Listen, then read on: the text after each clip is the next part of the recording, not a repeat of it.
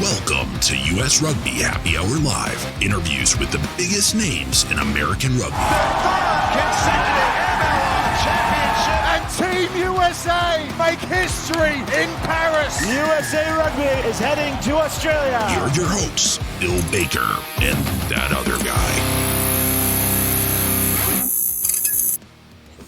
There he is. Hello, everybody. Welcome to US Rugby Happy Hour. Hello, John Fitzpatrick. How are you? Hey, Bill Baker. How are you? I'm well. I want to shake your hand or something as you do very formally. All right. So, Fitzy, I don't want to spend a lot of time chit-chatting. I mean, I love talking to you, chit-chatting. It's bantering, whatever else. And I thought about what we can talk about. I'm like, well, yeah, really a lot to talk about other than what just happened yesterday with the collective bargaining agreement. Huge news for rugby in America. So, other than that, how's the weather in California? Good. Well, I figured you were leading with the handshake because there was a handshake agreement and then they signed something. I thought that's what you were going with. So I was ready to roll with it, but then... Yeah, 100%. Yeah. That's exactly where I was going. All right, speaking of going, let's go. I mean, let's get into it. There's a lot to talk about in limited time, so let's do this. But before we do that, please, listeners or viewers, if you're watching this on YouTube or Facebook, leave comments. Please drop some comments in there. It really helps us. And you can... Yeah, I don't know, talk about my goatee. I don't know. Just talk about the interview. I prefer. Write in some questions for next time. Say, listen, I would have loved to hear about this. So next time you do this, let's do this. You know, any kind of advice, that kind of thing. And if you're listening to the podcast replay, please like, subscribe, and follow as well on whatever podcast player you can get. It's on every podcast platform as well, including iHeart, Spotify, and such. So please give it a listen, share it with friends, enemies alike. And it really helps everyone out and makes us feel good about it, too. You know, that's how it rolls. All right. As usual, Fitzy, our jingle department has wrote a doozy. I believe, I'm pretty certain you and our guests tonight and the listeners will have this in their head all night long. You're going to be singing the chorus. Okay. Because it is that good. And it's a little heavier than last few have been. So, all right. Roll it. Today's guest played 16 years of footy. PR 7s, USA 7s and 15s, 4 Major League Rugby teams. Coach, mentor, founder, CEO Rugby Academy. And now it's the players he's fighting for. Eagle number 564. Executive Director, US Rugby Players Association, Chris Mattina. Wait. Chris Mattina. Oh, there he is. Today's guest. Oh, say it again. Hold on. Don't say it again. Hello, Chris Mattina. How are you? That was incredible, to be honest. Like, I think I need that. Like, I need that for my intro everywhere when I walk in a room. That was awesome. Absolutely. We'll send a wave or MP3 to whatever academy you're attending or school. You'll say, these are on my docket. I'll do it, but you need to play this song at high level when I enter the room. Yeah, when I'm going into a room of a bunch of fourth and fifth graders about to teach them rugby, this comes on, like, they'll be absolutely stoked. Not just It will be like Super Bowl halftime kind of dancing. All right, I just went there. All right. So, Chris, last time you were on the show, it was on that silly Twitter Spaces thing. Literally a month after, or right around the same time, you got your first cap for USA 15s. Couple years, and we just spoke about this off camera. It's been all rugby for you ever since then. It's quite the life. You know, how have you been? Yeah, I've been really good. We've been putting a lot of effort into this collective bargaining agreement. I'm doing a lot of coaching in New York City. I just stepped on to be the head sevens coach of Fordham University, so that's been another addition. And then in my meantime, I've been working with a lot of kids in a lot of schools in the city, teaching them the game of rugby. So it's been all good on my end, all rugby, but doing some really exciting things. That's exciting. Really fun to hear. All right, you just mentioned it. First ever collective bargaining agreement, CBA, in American professional rugby history. It's a massive shift for the sport. Congratulations again. How much of a relief is it to you and all the players to finally get this done? I think it's a huge relief. It's been a 2-year process when the league recognized us back in 2023. And, it's been a lot of hard work, a lot of communication, a lot of, back and forth between us and the league. And, I'm really, really excited to get this in place, especially before the 2026 season. And I think, all the players are really excited as well. Chris, I have to ask this question, I guess. Maybe this is the person who's like concerned about like what would happen if the CBA didn't get signed, or if the owners and the players couldn't come to an agreement. Would that have meant that there would not have been an MLR season in 2026? No, I don't think so. I think you could be playing without an agreement in place. I just don't think it's something that would be beneficial to either side. I think getting this done before the season so that players could have these protections going into the year. And I think as well with everything that had kind of happened in the off season, it was really important to get this done and not let it drag out into the season. So that was really a goal for us, to really make sure that this was all in place before the season started. But you can play without one. It's just not advisable, and it's probably not good for anybody. Mm-hmm. Yeah, because I noticed that the agreement said it's a 2-year deal covering 2026 and 2027. Then maybe that leads one to believe that the owners are committed to another season in 2027. Is that potentially some good news in that too as well? Yeah, I think, they're committed to this for the long term. And, I think what we did with this agreement is to try and bring long-term stability to the league. I think that was a huge part of this. And, I think a collective bargaining agreement does do that. And we did sign a 2-year deal. So I think people can take a lot of confidence out of that. And, I think it's, again, like this is kind of a new era, an evolution of the league. And it's going to be different than it was before. But I think at the same time, it's really, really exciting that we can partner with the league and the players are in lockstep with the league in that fact. And we have this agreement in place. And it's, again, like I said, it's kind of this new beginning and a new start for the league, I think. And we're really excited that we can be at the heart of it. And the players' voice is at the heart of it too. Now we're going to jump in. We want to ask you about some of the specifics listed in the agreement in a minute, but the agreement does state that the USRPA can reopen financial talks after the 26th season, so after this season. What conditions would cause reopening of talks? Yeah, so I think the agreement is really split into two big parts. Obviously, the economic and the non-economic parts of it, and I think there are a lot of things and that, obviously it's getting expensive to live in the U.S. and to be a professional rugby player in the U.S. There's a lot of cost that comes with it, especially when you're being a full-time professional athlete.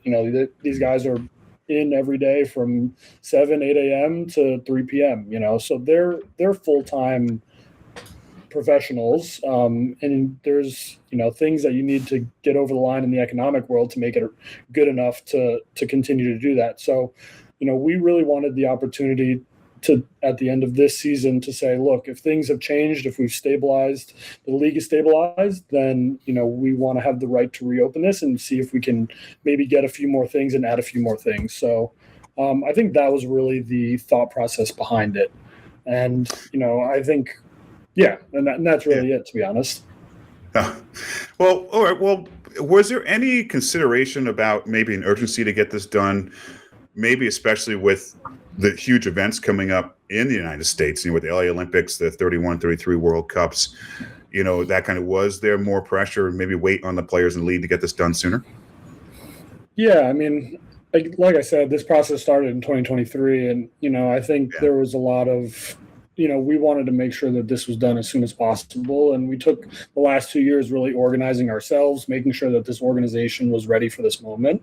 And the players were ready for this moment. And we really think we did a great job with that. And again, like you said, this is almost a runway for 2031. And how can we continuously improve the game and grow the game, and make sure that we're ready to capture what this excitement is for the Olympics and the World Cup coming in 31. So, and I think to add on to that, pretty much every single tier 1 country in the world has a collective bargaining agreement with their professional league and with their NGB. So, I think it's been a long time coming. There's a lot of guys that have put in the groundwork for this. But we're really just happy to finally have gotten it over the line and get something done that's historic. Yeah, Chris, it's certainly historic, and I mean, I think it's worth noting that in the agreement it said it was unanimously. I can never say that word. All the players essentially agree to it, right? Obviously, there's probably some back and forth that was going on, but once it got to a point where, at least from a player's perspective and the owner's perspective, they're like, "Yeah, this feels good. Let's go." From a player's perspective. How does that work, right? Does each club have their own union reps, and then they go back and share with their teammates, and then they funnel up a vote? Because how does one get unanimous support from a massive group of players who probably all have a lot of different opinions? Yeah, for sure. It's a really good question, and it's kind of the inner workings of like how we do everything. And yeah, so essentially we have, obviously we have everyone's email address. We have everyone's contact information. We also have a really big group chat of all the players. We have a WhatsApp group of all the players where I send out a lot of this information. And throughout the process, we would send updates of every single meeting we've had with the league, giving an outline of what we've talked about, what we've proposed, and really the players and the bargaining committee are at, basically agreeing to all these proposals. So the bargaining committee, which was a group of 20 odd players, and then consists of the player reps, but also anyone who wanted to join could also do that. So they're really at like the heart of this. And they've been on, we've been on meetings, probably 2 or 3 meetings every single week for the last 6 months. And these guys are giving up their time. So that's kind of the core group. And they kind of branch out to each one of their groups and their teams and really pass on that information. But for the vote, it's pretty simple. We send out, in a text blast, an email, and a WhatsApp form, and you fill out your name and you vote yes or no. And we have a whole outline of what, the wins were for the CBA and what the details were and the overall, things that we've added and got, and, they cast their vote from there. So, it was a vast majority of the players voted. Not everyone voted, but that's their right to do that. But again, of the people that voted, which was a really, really large amount, they all voted yes. So I think we're really, really proud of that. And if you're in the labor world, that's a good feat. Mm-hmm. Oh, it's maybe a silly question. Is there any difference as far as votes go, as far as domestic qualified and non-domestic qualified players in the and it's all the same, right? All the same, yeah. So membership is membership. If you're a professional rugby player in the MLR, you are a part of our union and you get to voice your opinion and vote. Mm-hmm. Chris, the press release states that it's going to bring stability to professional rugby. I guess from a player's perspective, how is your group looking at or defining stability in the professional game, or maybe just in MLR? Yeah, I mean, I think it comes with those baseline protections that are in the CBA. I think a lot around health and safety. We got a grievance and arbitration process, which basically allows players, if they have issues, to get a neutral arbitrator to kind of voice their opinion and make a decision on these issues, which I think is like the backbone of every single union, collective bargaining, and labor negotiation. And I think, on top of that, this is a partnership that the players sit at the table with the league. It's a 2-year agreement, but at the end of 2 years, we get to go back and we get to sit down and voice our opinions. And everything that we've strategized in the CBA has come from the players, whether it's an issue, whether it's something that we've seen, a player has talked about, all of these issues have come through, and really what we're trying to do is plug the holes and make sure that everything's covered. And there's a legitimate legal document that says this is exactly what you guys need to follow. Something else in the press release that grabbed me was about opening new doors for the sport in advance of the 31 World Cup. Talk about these new doors. Give us some examples. So I think having a CBA, especially if you're you're a prospective owner and you want to look at your investment, you're going to invest in a league or you're going to invest in a team, and you want to see stability. You want to see what your minimum standard is across the league that everyone has to follow, and then you can make your decision and you can make sure that where your money is going to be going to that. And I think that's exactly what a CBA does. It really defines that and puts it into writing that, look, this is exactly what you need. This is what your players need. This is what your labor that you're hiring needs to perform and to be at their best. So I think it defines that. And I think, you've looked at it in a few other leagues. If you look at the UFL, they got their collective bargaining agreement done last year. And then they had a giant investment the following year. Not saying that'll happen in MLR. I hope it does. But again, it just brings that stability at the higher levels that you can say, look, this is exactly what we need. There's no ifs, ands, or buts. And we know what we're getting ourselves into. So the Player Association, as you know, posted a few graphics yesterday, bullet pointed, what's in the deal. So let's go through a few. I'm going to kind of break it down actually by graphic you did, and I'm going to list them, and then we're going to ask you a couple questions about them. We'll just throw out what does this mean kind of at you, because Fitzy and I sit on our couches and we think we know what's going on, but so let's start off. I'm sure there's a lot of other people out there that not just you guys. I'll tell you that. That's where we're doing this, right? Speak for yourself, Bill. Come on, man. God almighty. Jeez. Okay. Anyway, I gotta write the music and then I get all this. I'm just kidding. I don't do that. Let's start off with discipline and grievance procedures. 4 bullet points in that graphic: written notice required for discipline, fines, stayed during grievances, neutral grievance, arbitration, and much more. Now, I don't think, there's really not much more I can add about that. That's pretty straightforward. But other than, what else can you add about discipline and grievances that players need to be aware of? And also, as far as discipline goes in the neutral grievance arbitration, that's good for both the league and the players, right? Yeah, absolutely. And I think so discipline is kind of broken into 2 parts. There's the on the field discipline, and then there's the off the field discipline. So really what the notice is for off the field discipline. So if you have done something and the league, finds out about it or whatever, and this honestly hasn't happened. We haven't really come across this, to be honest. But if it does, then they have to give you written notice, and there has to be kind of you have to have reason. You have to have just cause to kind of terminate this contract. So that's a big thing, I think. And it's just good practice, to be honest. Yeah. A grievance and arbitration process is good for the league. Yep. There's obviously issues that arise, whether it's contract issues or other things between players and the league. And, we've been a part of a lot of these conversations over the last few years, but having a really formal process in place that, deters a lot of this stuff from happening in the first place is really important. And that's really what the grievance and arbitration process is. And, I think we're really happy with that and really making sure that's, I say that's like a backboard almost. Like it hopefully we don't have to use it, but it's kind of a deterrent to make sure that everyone's kind of acting within reason and making sure that the CBA is upheld. So, Chris, the next graphic was the health and safety protections, and I got to imagine this one may have been some back and forth, right? Because this requires some, and at least in my reading of it, and I could be wrong, but some hard costs there for the owners to say, yeah, we're going to continue to honor a contract if a player gets injured. Let's be honest, we've all played this sport. You're going to get injured playing it, right? And it seems like to me, the injured players cannot be released, full pay and benefits continue.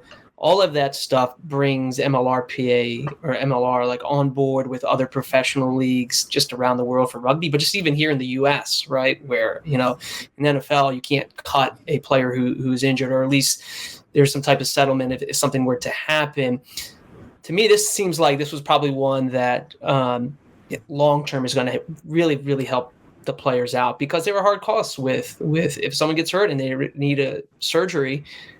If they have to go out of pocket for it, that's going to be really tough for them. It's going to take some time. So it seems like a lot of those protections in here will the owners or the teams will be required to help at least maybe offset the players there. So I guess maybe walk us through just like what you guys fought for and gained from this clause or these statements.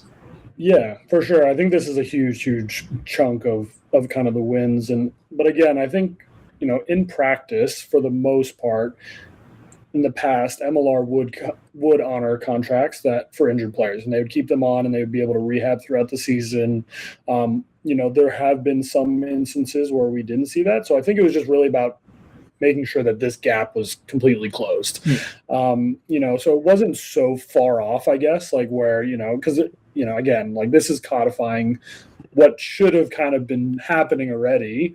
But at the same time, it was really just about making sure that the loop is closed and there's no room for maybe And again, I think like all of this stuff, you think about these GMs and these coaches, and they're under immense pressure to perform and to get their teams right and to stay under budget and, all of these things. And I think sometimes it can just cause a little bit of like decision making where you're like, I don't know if that was a great decision. But at the same time, like for the most part, I would say that was happening already. It's just this allows it to just be like it's cut and dry. Like this is exactly what it is. So I think that's really important to kind of say out loud. In terms of the other health and safety, we're really excited about was just the World Rugby guidelines. So we adopted that we're going to follow the World Rugby load guidelines and the contact guidelines, and I think that's a stepping stone in the right direction for us and making sure that health and safety and the players are taken care of on a weekly basis, not just not just on during games and in the injury department. So I think that those were kind of the big portions of that we're really excited about. I'll take this next one. Players' rights and representation, Chris. Free agency rights for players on the contract or not on the contract. Name, image, and likeness. Stronger contracts and league and relocation help or assistance from the league. There's a lot in there. I think there's a lot in this section, but we're not going to get too deep into it. One thing that caught my eye was maybe about personal branding, and when you compare it to the American sports landscape or professional sports landscape, how important is personal branding? I mean, from my couch, it looks like American professional sports markets its players differently than most other countries, as far as like big heads on billboards, names in the backs, huge brand deals, etc. Is this something that could help rugby succeed in the States in the future? Yeah, I'm a huge proponent of selling the players as these guys are the heroes, and I think that's what we have to do. We need to build their stories. We need to tell their stories. We need to make them household names. We need people that are playing rugby around the country to know who these guys are because they have some really special stories. And so I'm 100%. I've been beating that drum for a very long time, and I think I'll continue to beat that drum. And I think we're starting to get a little bit better at it, but there's definitely a lot more to go. But yeah, I think in practice, again, guys would have their own brand deals, and they have had their own brand deals throughout being in the MLR. I think there's kind of two parts. It's individual, and then there's also group rights. So, from a players association standpoint, having group rights and group imaging rights is really, really important. So it's 4 or more players. That's like trading card deals, video games, all of that kind of realm of multiple players together is really important for the Players Association to handle. So that was kind of the big part of the NIL that was good, and the league, was we were good to get an agreement on that. So I think that was, without giving too much away, that was really a big part of that. Awesome. So what I'm hearing is player jerseys, fan jerseys coming out pretty soon, bobbleheads, trading cards, posters, you name it. That's what I'm hearing. That's the thing. We need it. We'll start our program, and I think it's going to be a slow build. But again, that's a really exciting space for me that I'm really passionate about, because I think I grew up on that. I grew up on Madden. I grew up on NHL. That's how I know soccer. I played FIFA. I know all the players because of the games that I played and the trading cards that I collected. So I think it's a huge, huge piece that's very underutilized in rugby around the world. And I think that's something that we can really pioneer. And I hope that's something that we can really start to do. I'll send you my photo for our podcaster version of bobbleheads. Yeah. We need merch everywhere. Get it out there. Give everything out. That's what we need. Let's jump forward, Chris. Let's go economic wins. Immediately, additional $2,000 every player, increased minimum weekly compensation. Union can reopen economic terms next offseason if the league's finances improve, which is a win-win, I guess.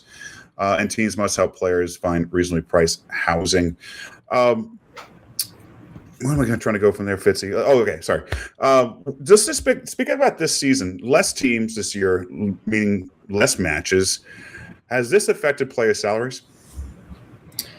So the season is shorter, so it's went from 24 weeks to 16 weeks. So I think the overall comp has somewhat come down. I do think was part of the reality of this entire situation. I think also cost with more teams dropping out had gone up for the owners to run the league itself. So there was these realities that we had to deal with throughout this entire negotiation. And I think that's where the economics was a very, very difficult part of this whole thing, and it's a really big part of it. And that's really why we wanted the opportunity to reopen it next year. And I think we basically said we need this in order to feel comfortable coming to an agreement on what we are signing for. I think the additional 2K is a really, really big win. I think it really helps offset costs in terms of healthcare and housing that our guys really, really need. And I think, but we did bring up the minimums from last year, which is a huge win for us, and even in a shortened season. So, that really is affecting a lot of the domestic players, a lot of the drafted guys, a lot of the guys that, are really, not getting by in the league. But I think bringing that up is really, really important, and it's something that, happened. And I'm really, again, grateful to the MLR for agreeing with us on that. And I think it's a really good step in the right direction. Because you mentioned, obviously in the offseason, there were a number of teams, unfortunately, that, had to fold or drop out. So that left quite a few players, without a home. A few have been able to latch on to other teams, which is great. Given that it's hard to forecast and plan for every possible scenario. But, was this situation, teams folding, was that covered in the agreement? If, say, another team drops out of the league in the future, like what kind of protections, I guess, could be or might be in place for those players affected by that? Yeah, I think that was something that we really wanted to try and get done. I think just with the realities of the league, we signed a 2-year agreement. I think we can't afford for another team to drop. So I think it was like, okay, this doesn't really make sense to put in there at the moment. I think it's something that I'm really passionate about. I've been on 2 teams that folded, and I've been a part of that process, and it's not great. But I do think that, basically where we were at right now, it didn't really make sense to kind of put in there if it's a 2-year deal. And I think they're committed to making sure that does not happen. And, but again, I think it's something that we're going to definitely try and look at in the future. Chris, let's talk about sticking points, or the players unanimously ratified this agreement, as you mentioned already. Did it ever get contentious? Were there certain issues that were priorities for the players, but yet the league just didn't want to bend?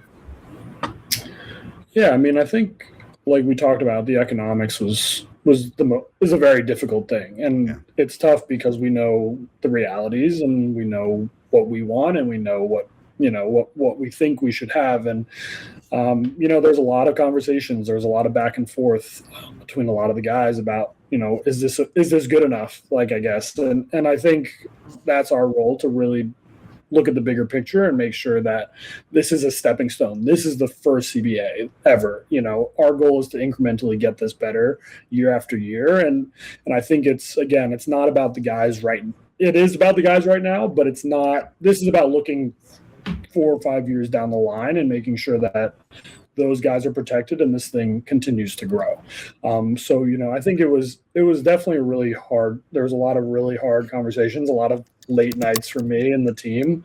But we're really, happy that we got to a place where we thought was fair, and we thought that all the players would be appreciative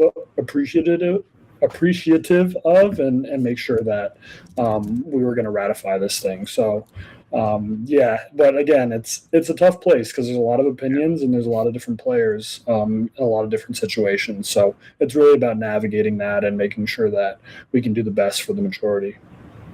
Chris, last question here. Was there, obviously in a negotiation, you can't always get everything that you want. Was there anything left on the table that you or maybe the fellow players wanted to add to the agreement but just couldn't get it? There's plenty. There's a lot of stuff out there. I think, there's. And you talk about this is in a lot of different CBAs and in general, like obviously healthcare, housing, those are kind of the big parts of it. And, I think that's, again, why we wanted to give ourselves the opportunity to reopen this. And,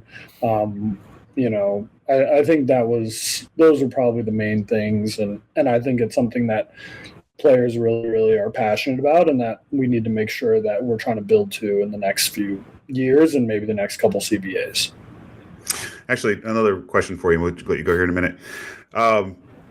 Has obviously players for salary is important. All that's extremely important. No one will disagree with that. The product on the pitch is going to be as good as ever, we believe.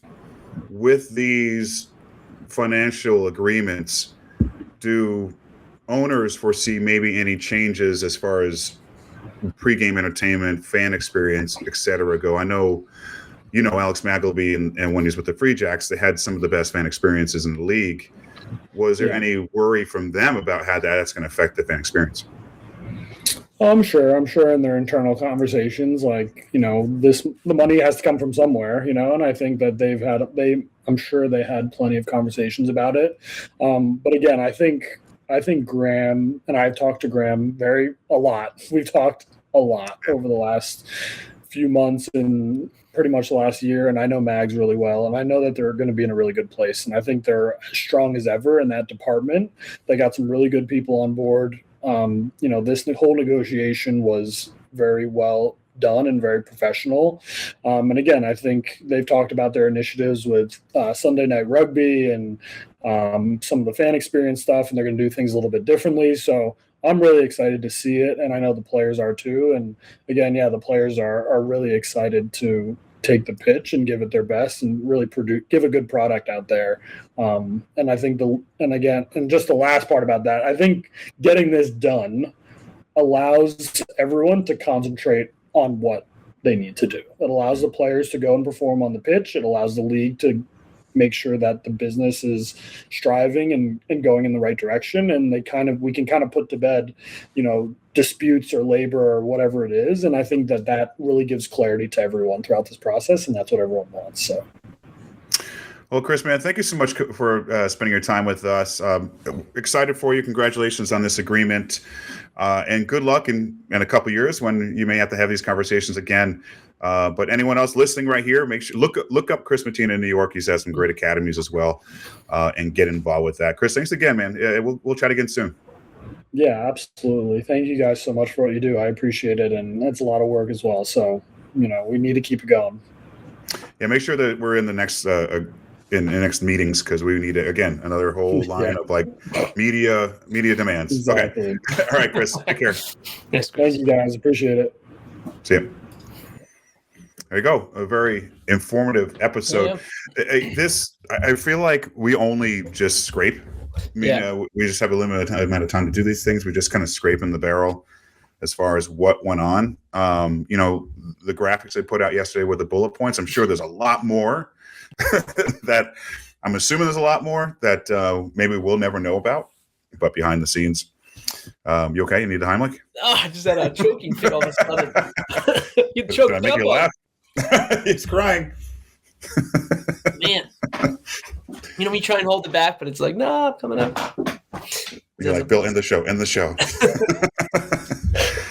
Listeners, and the podcast listeners, my co-host, the other guy, I think nearly died.